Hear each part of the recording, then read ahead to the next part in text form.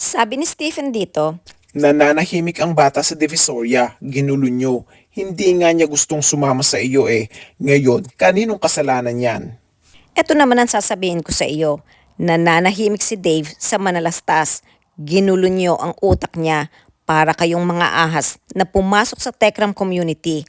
Maayos namang dati ang lahat, ang pera at material na bagay ng sponsors na mamanage at na ilalagay sa tama. At ang mga maling nagagawa na itatama. At sa loob ng 5 taon, walang reklamo, walang lumalabas na hindi maganda. Bagkus lumilipas ang panahon, unti-unti nating nakikitang lumalaking mabuti si Dave sa poder ng Manalastas. At patuloy siyang minamahal at sinusuportahan ng maraming sponsors. Pero nang tinukso nyo si Dave ng pera at binigyan nyo ng palihim at kinonsinti nyo ang lahat ng gustuhin niya, diyan na natutong magsinungaling at magulo ang lahat. Ngayon, kaninong kasalanan yan? Hindi ba kasalanan nyo? If you did not entice Dave sa mga makamundong bagay, hindi yan makakaisip na umalis sa Manalastas. At isa pa, Stephen, bakit mo nasabing nananahimik ang bata sa Divisoria, ginulo nyo? Mas gusto mo bang nanatili na lang si Dave sa Divisoria? Sinisisi mo ba, Stephen, ang Diyos at pinagtagpo niya ang landas ni Tekram at Dave? Galit ka ba na ginamit ng Diyos si Tekram para alisin sa Divisoria at bigyan ng Diyos si Dave ng pamilya dahil noon pa man iyon ang gusto ni Dave, buong pamilya, na hindi kayang ibigay ng kanyang tunay na ama at ina. Maging ikaw o ang iba pang ninong, hindi nyo kayang ibigay ang pamilyang ninais ni Dave. Kinupkop, binigyan ng maayos na buhay, minahal, tinuruan at itinuwid ayon sa aral ng Diyos ng Manalastas family. Ngunit ang pamamalo ay minasama ng ilan at ito ay tinawag ni Stephen na child abuse. Tandaan, ang pamamalo iyan ang kinalakihan ng pamilyang Pilipino. Hindi lang ang Manalastas ang gumagawa niyan bilang pagtutuwid at pagtatama at paghubog sa isang bata sa mali nilang nagagawa.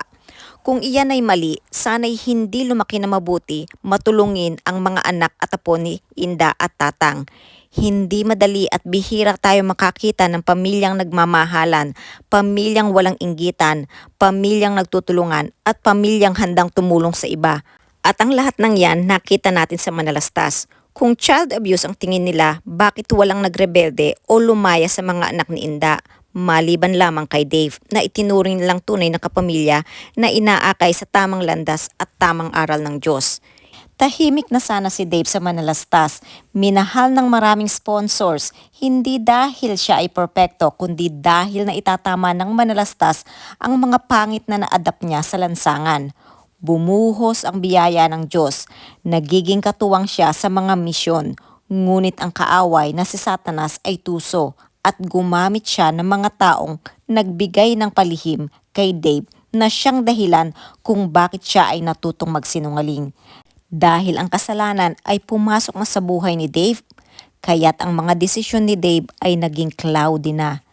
Diyan na sinimulan ng kaaway na guluhin ang isipan ni Dave. Tama ang sinabi na Pastor Lito dito. Pakinggan natin. Ganung bagay. Pero syempre, kung sa spiritual natin nilalagay yan, kasi dapat doon talaga laging nakatuon sa spiritual lagi.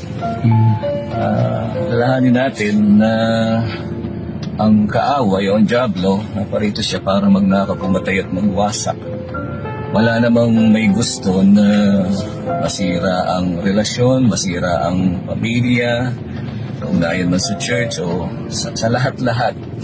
Si Satanas o ang diablo ang may gusto na masira, di ba? Kahit yung lalo na sa inyo, sa Manalastas family at kay Kuya Dave o sa kanino man na may kaugnayan dyan sa bagay na yan, lalahanin natin hindi tao ang kalaban natin, kundi sabi nga ay mga spiritual na kasamaan o ang diablo sa ng kanyang mga kampon. Agree ako na hindi taong kalaban natin, pero alalahanin natin na maisa sa katuparan ni Satanas at ng mga kampon niya ang plano nila sa pamamagitan din ng mga tao. Kaya nga, binili na tayo noon pa man na maging mapagmatsyag at maging mapanuri. Huwag maging dahilan o magpagamit kay Satanas para sa ikasisira ng isang relasyon o pamilya. Sila talaga ang promotor sa mga ganyang bagay, hindi ang tao. Kumbaga, may mga tao lang na nagagamit Take note, may mga tao lang na nagagamit. Ang tanong, sino ang mga nagpagamit? Ang tanong ko, Stephen, isa ka ba sa nagpagamit kay Satanas para masira ang relasyon ni Dave at ng manalastas? Pero ang talagang kalaban natin ay Satanas. So syempre, tinuring mong tunay na anak si Kuya Dave. Itinuring na tunay na anak kaya napapalo kapag nagkakamali. Tayo ay binigyan ng Diyos ng karapatan na humusga, pero humusga tayo with righteous judgment. At sa obserbasyon ko at ang aking opinyon, base sa lahat ng information na nakalatag sa ating harapan, wala akong nakitang mali sa piniling paraan ng pagdidisiplina ng manalastas. Wala akong nakitang pagmamaltrato o pang-aabuso kay Dave. Pero base na rin sa mga information at patotoo ng iba, si Francis at Daisy ang mga unang ginamit ni Satanas to entice Dave sa makamundong bagay, dahilan kung bakit natuto siyang magsinungaling. At iyon ang hindi nabantayan ni Dave. Marahil dala na rin ng kabataan, pero malaki ang pananagutan ng mga taong nagpagamit kay Satanas para masira ang relasyon ni Dave sa manalastas. Kapag pumasok na kasi ang kasalanan sa puso natin, tulad ng pagsisinungaling, napipighati ang ating espiritu at doon nakakapasok muli ang masamang espiritu para paglaruan at guluhin ang ating isipan. Tatakpan niya lahat ng mga turo ng Diyos na natutunan natin na dapat maggagayad sana sa atin. Pag natakpan na yon, gamit ang kasalanan na naninirahan sa puso natin, tulad ng pagsisinungaling at pag-ibig sa material na bagay at pera, diyan na tayo magkakamali ng mga desisyon. Kaya nga mahigpit na bilin sa atin. Dito sa Kawikaan 4:13, hawakan mong mahigpit ang turo, huwag mong bitiwan, iyong ingatan sapagkat siya iyong buhay. Sabi ko nga sa isa kong video, ang pera at material na bagay ay mahalaga, pero maging maingat na alamin kung ito ay blessing ba mula sa Diyos o galing kay Satanas. At kung ito ay binigay sa atin para turuan tayong magsinungaling, doon pa lang alam na natin ito ay hindi tama at hindi na dapat tanggapin pa. Tandaan, si Satanas kailanman ay hindi nagbigay ng walang kapalit. At gagawin niyang lahat at kaya niya gamitin ang sinuman at lahat ng panlilinlang para sirain ang magandang relasyon, lalo na ang relasyon ng pamilya. Because Satan knows families serve as the building blocks of society and communities thrive when families are empowered and supported. Kaya palagi niyang unang sinisira ang pamilya o ang magandang relasyon. Nakakalungkot na nangyari ito sa Tekram community. Pero sa issue na ito, hindi pa huli ang lahat. Ang maayos na pag-uusap ay magtatama sa mga di pagkakaunawaan at alitan. Alam naman natin, di na kayang maibalik sa dati ang lahat. Hindi naman kinakailangang maging magkaibigang muli. Pero ang maging civil sa isa't isa ay sapat na at gawing lesson sa lahat ang mga pangyayari. Iyon ay sapat na para sa katahimikan ng lahat. Ganun pa man, alam kong di ganun kadali ang lahat, lalo na nasa mundo tayo ng social media. At napakaraming taong involved dito, hindi lang si Dave at ang manalastas, maging ang mga ninong at ninang at si Daisy involved dito. Kasi hindi naman mabubuo ang isyong ito at magkakaroon ng isyong ganito kung hindi dahil sa mga taong nagamit ng kaaway. Kung titingnan natin ito sa spiritual na konteksto, lahat ay naging biktima, maging si Tekram. Dahil sa sobrang tiwala, hindi niya nabantayan ang mga galaw ng kaaway. Masyado siyang naging kampante dahil sa sobrang bait at sobrang pagmamahal, akala niya lahat ng tao ay katulad niya. Kaya lesson din ito kay Tekram. Ang mga ninong at ninang naging biktima rin ng kaaway dahil nagpagamit sila at napakalaki ng pananagutan nila sa buhay ni Dave. Hindi magugulo ang isipan ni Dave kung hindi nilunod ng mga ninong at ninang si Dave sa makamundong bagay at kung naging matino silang ninong at ninang, napayuhan sana nila ng tama. Si Dave ay biktima rin ng kaaway. Kung sana'y iningatan niya ang lahat ng turo ng Diyos sa buhay niya, hindi sana lahat hahantong sa maling desisyon. Anyway, alam kong marami pang umaasa na maayos at marami pa ring nagdarasal tulad ni Pastor Lito. Pakinggan natin tong sinabi niya.